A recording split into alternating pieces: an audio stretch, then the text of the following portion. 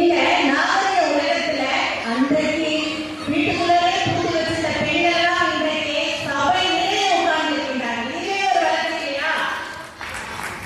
அதுதான் இந்த மகளிர் தினத்தை கொண்டாடுவதில் நாங்கள் பெருமிதம் கொள்கிறோம். எங்களுக்கெல்லாம் வீட்டை விட்டு வந்துவிட்டோம். இப்போ வேலைக்கு செல்கின்ற நேரத்தை ஒரு தலையை பின்ன கூட நேரம் இல்லை. அதனாலதான் நாங்கள் நியூ கட்டு என்று கற்பனை கொள்கிறோம்.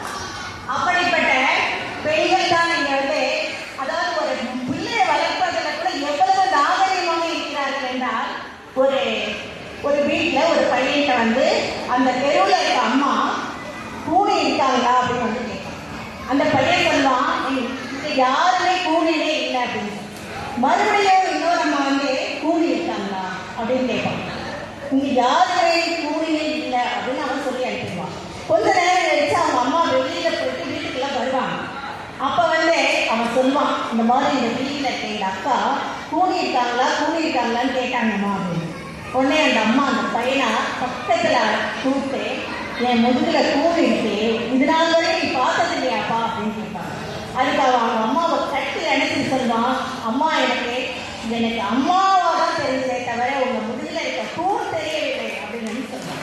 இது வந்து எப்படின்னா, அந்த தாய் வளர்த்துருக்குதா நாகரிகமாக, அதாவது பிற மனதை காயப்படுத்தாத ஒரு நிலையை அவர்கள் கற்றுக் கொடுத்திருக்கிறார். இதுவும் தானே நாகரிகம். இப்ப நம்ம எதிரடிக்காரங்க பார்த்தீங்கன்னா, நாகரிகம் என்ற பெயர்ல நாகரிகமே வருது அப்படின்னு ஒரு பழைய பாட்டு ஒன்று இருக்கு. அந்த பாட்டை பார்த்தீங்கன்னா கதாநாயகி ஒரு ஸ்கொயர், ஒரு சர்க்கிள், இப்படி அவருடைய ஆடை இருக்கும், கத்திரிச்சு விட்ட மாதிரி எல்லாமே தோன்றும். அதே போலதான் அவங்க எல்லாருமே அவங்களுடைய ஜீன்ஸ் பேண்ட்ல எல்லாத்தையும் கத்திரிச்சு விட்டு ஒரு ஸ்கொயரு, ஒரு விட்டு வராங்க. அப்ப இவங்க வந்து வீட்டுல கணவன்மார அதே சமைக்க சொல்லிட்டு இங்க வந்து உட்கார்ந்துட்டு பாடலாம் வந்து சொல்லிருக்காங்க. இதெல்லாம் நம்ம ஏற்றுக்கிற விஷயமா? அதாவது அடக்கம் வந்து பெண்மை, அடக்கத்தின் இருப்பிடம் பெண்மை, அழகையின் தூய அழகையின் மறுபதிப்பு பெண்மை, அன்னைக்கோர் பிறப்பிடம் பெண்மை, தொண்டுக்கோர் இருப்பிடம் பெண்மை. அதனாலதான் எல்லாரும் சமூக சேவையெல்லாம் செய்யறாங்க. அதுதான் அப்படிப்பட்ட பெண்கள் எத்தனையோ துறைகள்ல அவர்கள் வந்து என்ன வளர்ச்சி அடைந்துவிட்டார்கள். 1, 2 மட்டும் நான் சொல்லிவிட்டு இடமா வருகிறேன். ஏன்னா நம்ம நடுவில் நம்ம பார்க்கறதே எனக்கு பயம். இப்ப அமெரிக்கால ஒரு பெண் வந்து டாக்டருக்கு படிக்கிறாங்க. அங்க வந்து தனியாக ஒரே பெண்ணால் எப்படி முத்துலட்சுமி ரெட்டியார் வந்து மருத்துவத்துறையில் இந்தியாவிலே நமக்கு முதல் பெண்ணா படித்தார்களோ அதே போல அங்கே ஒரு பெண் படிக்கிறார்.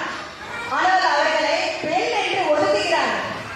அந்த சமயத்துல ஒரு விலங்குகளை அறுவை சிகிச்சை பண்ணும்போது கூட தனி அறையில் அவர்களை விட்டுவிடுகிறார்கள்.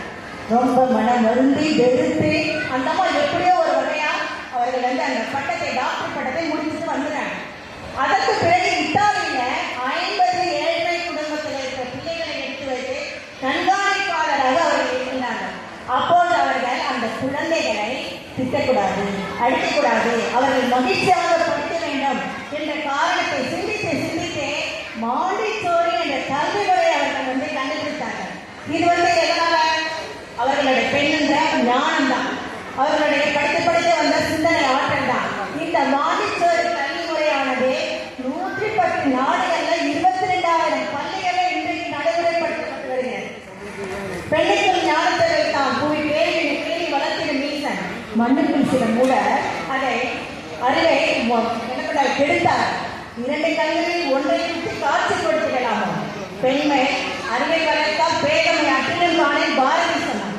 இது போல நம்ம அழகு என்பது எதில் இருக்கிறதுனா, இந்திரா காந்தியினுடைய இரும்பு மனுஷன் என்ற துணிவிலையும், அன்னையரசனுடைய கருணையிலையும், வேலுநாச்சியாருடைய வீரத்திலும், இப்படி சிந்துடன் ஒலிம்பிக்ல பெற்ற வெற்றியிலே தான் இந்த அழகெல்லாம் இருக்கிறது என்று சொல்லி என்னுடைய உரையை நான் முடித்துக் கொள்கிறேன். நன்றி.